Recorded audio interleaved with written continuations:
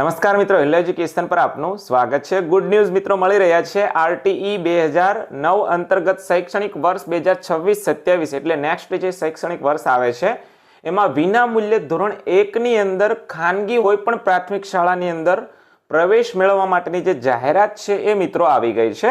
વિડીયોની અંદર તમને A to Z માહિતી મળી રહેશે। કોઈ પણ ખ્યાલ ના આવે તો કમેન્ટ બોક્સની અંદર અવશ્ય કમેન્ટ કરજો। ચેનલ પર નવા હોય તો ચેનલને સબસ્ક્રાઇબ કરી દેશો। વિડીયો સારો લાગે તો તમામ મિત્રો સુધી અવશ્ય શેર કરશો। આ રીતનો લેટર કરી અને ન્યૂઝપેપરની અંદર જાહેરાત છાપવા માટેની સૂચના કરેલી છે અને જે જાહેરાત છે એ કંઈક આ પ્રમાણે છે। આરટીઈ 2009 અંતર્ગત શૈક્ષણિક વર્ષ 2026-27માં વિના મૂલ્યે ધોરણ 1માં પ્રવેશ માટેની જાહેરાત છે। હવે આમાં તમે જુઓ તો બિન અનુદાનિત ખાનગી પ્રાથમિક શાળાઓમાં 25% મુજબ વિના મૂલ્યે ધોરણ 1માં પ્રવેશ આપવા માટેની યોજના અમલમાં છે અને બાળકોએ 1 જૂન 2026ના રોજ 6 વર્ષ પૂર્ણ કરેલ હોવા જોઈશે। એટલે પહેલા ધોરણમાં આપણે ખબર છે એડમિશન મેળવવા માટે 6 વર્ષ હોવા જોઈએ। અગ્રતા ક્રમ કેવી રીતે હોય છે તો અહીં અગ્રતા ક્રમ આપેલો છે। આપણે સંપૂર્ણ અગ્રતા ક્રમ છે ઝડપથી જોઈ લઈએ। સૌથી પહેલાં અનાથ બાળક હોય, ત્યાર પછી સંભાળ અને સંરક્ષણની જરૂરિયાતવાળો બાળક, ત્યાર પછી બાલગૃહના બાળકો, પછી બાળ મજૂરો, સ્થળાંતરિત મજૂરના બાળકો, એવી રીતે છે। 5મા નંબરે મંદ બુદ્ધિ સેરેબ્રલ પાલ્સી ધરાવતા બાળકો આપેલું છે। ત્યાર પછી એન્ટી રેટ્રોવાયરસ થેરપીવાળા બાળકો છે, ફરજ દરમિયાન શહીદ થયેલ લશ્કરી પોલીસ દળના જવાનોના બાળકો છે, જે માતા પિતાને માત્ર એક સંતાન હોય અને એ સંતાન માત્ર દીકરી હોય તેવી દીકરી, 0 થી 20 આંક ધરાવતા SC ST SEBC જનરલ BPLના કુટુંબના બાળકો હોય, SC STના હોય, ત્યાર પછી SEBC EWSના વિચરતી વિમુક્તિ જાતિના બાળકો હોય, રાજ્ય સરકાર હસ્તકની સરકારી આંગણવાડીમાં અભ્યાસ કરતા બાળકો હોય, સામાન્ય કેટેગરી બિન અનામત વર્ગના બાળકો, આવી રીતે 13 કેટેગરીની અગ્રતા આપેલી છે। એટલે એ પ્રમાણે તમને એડમિશન મળે।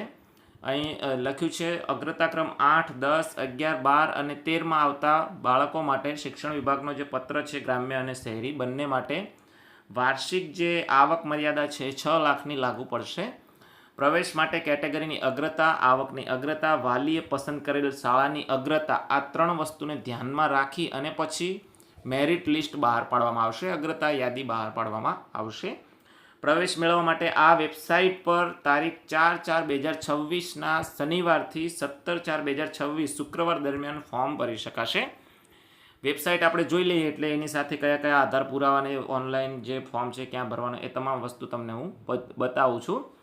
ઓનલાઈન ભરેલ ફોર્મ ક્યાંય જમા કરાવવાનું રહેશે નહીં, આ ખાસ સૂચના આપેલી છે। ગૂગલ ક્રોમ કે કોઈ પણ બ્રાઉઝર ઓપન કરી સર્ચ બારની અંદર RTE ગુજરાત આટલું લખી અને સર્ચ કરવાનું છે।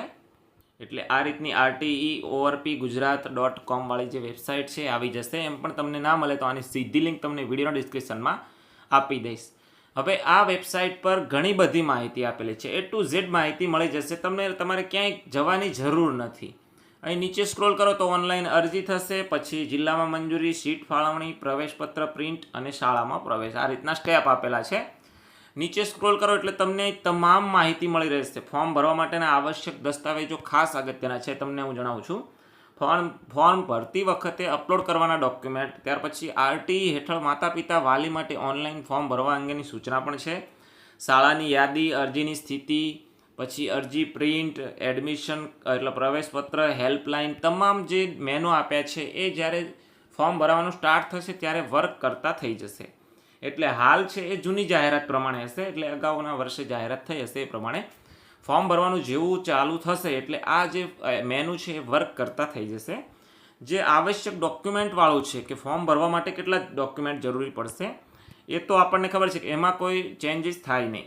એટલે એક તો રહેઠાણનો પુરાવો જોઈશે, 1 નંબર ઉપર આપ્યું છે રહેઠાણનો પુરાવો, ત્યાર પછી વાલીનું જાતિનું પ્રમાણપત્ર, અને કોના પ્રમાણપત્રો જોઈએ ને કે કયા કયા પ્રમાણપત્રો ચાલશે તો એ આ બાજુ આપેલું છે, બરાબર?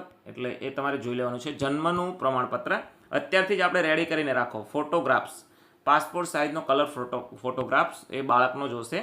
વાલીની આવકનું પ્રમાણપત્ર, પછી BPL, તમે અગ્રતાક્રમ લાભ લેવા માગતા હોય તો BPL જોઈશે, વિચરતી વિમુક્તિ, આ બધા અગ્રતાક્રમ માટે છે। તમારે કોઈ પણ એક વસ્તુ આમાંથી જોવી એ તો આપણને ખ્યાલ આવી જાય છે। તમે જુઓ તો એટલે સુધી છે 17 17 છે નંબર આપ્યો છે ત્યાં સુધી અગ્રતા ક્રમવાળા બાળકો માટે કોઈ પણ એક ડોક્યુમેન્ટ જરૂર પડે. પછી બાળકનું આધાર કાર્ડ ફરજિયાત છે, વાલીનું આધાર કાર્ડ, બેંકની વિગતો છે બાળક અથવા વાલીની કોઈ પણ નહીં ચાલે, અને self declaration form. Self declaration form કેને ભરવાનું છે? પાન કાર્ડ ન ધરાવતા હોય અથવા તો પાન કાર્ડ ધરાવતા હોય પરંતુ ઇન્કમ ટેક્સ રિટર્નની અંદર તમારો આવકવેરા પાત્ર થતું ન હોય આવક, તો એ માટેનું નિયત નમૂનાનું સેલ્ફ ડિક્લેરેશન ફોર્મ છે એ ઓનલાઈન ફોર્મ ભરતી વખતે ફરજિયાત અપલોડ કરવાનું છે. એ કેવી રીતે અપલોડ કરવાનું છે એ પણ તમને હું વિડીયોની અંદર જણાવીશ. અહીં બીજું જોઈ લઈએ કે ફોર્મ ભરતી વખતે અપલોડ કરવાના ડોક્યુમેન્ટ આપે છે. એના પર ક્લિક આપશો એટલે આખી PDF મસ્ત તૈયાર કરીને જ આપી છે, ક્યાંય તમને તકલીફ નહીં પડે. તો આ રીતે કેટેગરી વાઇઝ આપ્યું છે. જુઓ તમે, અનાથ બાળક હોય તો એમને કયા કયા ડોક્યુમેન્ટ અપલોડ કરવાના થશે, આ બાજુ આપેલું છે. એવી રીતે તમારી કેટેગરી કઈ છે એ પ્રમાણે તમે જુઓ તો સામે કયા કયા ડોક્યુમેન્ટ જોઈશે એ પ્રમાણેનું આખું લિસ્ટ આપેલું છે. આમાંથી તમારી કેટેગરી ચૂઝ કરી લેવાની છે કે ભાઈ તમારે કયા અગ્રતા ક્રમ અનુસાર ફોર્મ ભરવાનું છે. તો આ રીતની ટોટલ 14 આપી છે અને નીચે આપ્યું છે જે અપલોડ કરવાનું ડોક્યુમેન્ટ છે JPG અથવા PDF ફોર્મેટમાં હોવા જોઈએ. ડોક્યુમેન્ટ છે 450 KB કે તેથી ઓછી સાઇઝમાં. ઓનલાઈન ફોર્મમાં માત્ર ઓરિજિનલ ડોક્યુમેન્ટ એટલે કલરિંગ જે ફોટો પાડેલો હોય એવું ડોક્યુમેન્ટ અપલોડ કરવાના રહેશે. ઝાંખા, ઝેરોક્સ કોપી કે ના વંચાય એવા ડોક્યુમેન્ટ અપલોડ કરવાના નથી. રહેઠાણના પુરાવા બાબતે ખાસ અહીં લખ્યું છે, જો ભાડા કરાર રજિસ્ટર હોય તો એક કરતાં વધારે પેજ હોય તો આપણને ખબર પડે કે એ PDF ફોર્મેટમાં અપલોડ કરવું અને 5 MB કે તેથી ઓછી સાઇઝ રાખવી. આ રહેઠાણના પુરાવા માટે છે. તો આ રીતનું આપેલું છે.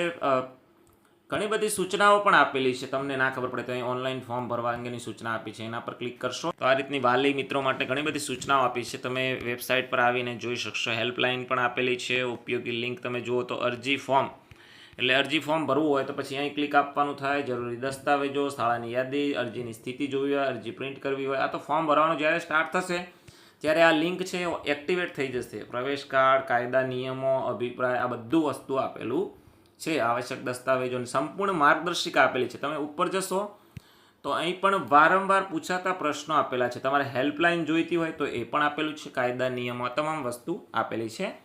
ફોર્મ ભરવાનું જ્યારે સ્ટાર્ટ થશે ત્યારે ફોર્મ કેવી રીતે ભરવું એ આપણે જોઈ લઈએ. હવે ફોર્મ ભરવા માટેના જે ડોક્યુમેન્ટમાં સેલ્ફ ડિક્લેરેશન ફોર્મ હતું એ તમને અહીં બતાવી દઉં છું કે આ પ્રમાણેનું સેલ્ફ ડિક્લેરેશન ફોર્મ આવે છે. આવકવેરાને પાત્ર આવક ન થતી હોવા અંગેનું સેલ્ફ ડિક્લેરેશન ફોર્મ. આની અંદર તારીખ લખવાની આવશે, ત્યાર પછી અહીં નીચે સહી કરનાર એટલે માતા પિતાનું કે વાલીનું જેનું પણ નામ આવશે, ઉંમર આવશે, રહેવાસી આવશે અને જે બાળકનું એડમિશન લેવાનું છે બાળકનું અહીં નામ આપવાનું છે. ત્યાર પછી અહીં જુઓ તો પાન કાર્ડ ધરાવતા છે કે કેમ એ ટિકમાર્ક કરવાનું છે. પાન કાર્ડ ધરાવતા નથી એ પણ ટિકમાર્ક કરવાનું છે. જે પણ તમારે લાગુ પડતો હોય તો ધરાવતા હોય તો પછી પાન કાર્ડ નંબર લખવાનો છે. વાર્ષિક આવક લખવાની છે એટલે એના પત્નીની ટોટલ, એની મમ્મી હોય બાળકના કંઈ એમની વાર્ષિક આવક લખવાની છે, અન્ય સભ્યોની વાર્ષિક આવક લખવાની છે અને કુલ વાર્ષિક આવક કંઈ લખવાની છે. એવી રીતે લખી અને પછી પિતાનું નામ લખવાનું છે, એમની સહી, માતાનું નામ સહી, વાલીનું નામ સહી, આ પ્રમાણે આપેલું છે. આટલું ફોર્મ ભરી અને પછી અપલોડ કરવાનું થાય છે. આ ફોર્મ તમને વિડીયોના ડિસ્ક્રિપ્શનમાં આપી દઈશ એટલે ત્યાંથી તમે ડાઉનલોડ કરી શકશો. તો આજના વિડીયોની અંદર બસ આટલું જ જોવાનું છે. વિડીયો રિલેટેડ કોઈ પણ ક્વેશ્ચન હોય તો કમેન્ટ બોક્સની અંદર અવશ્ય કમેન્ટ કરજો. ચેનલ પર નવા હોય તો ચેનલને સબસ્ક્રાઈબ કરી લેજો.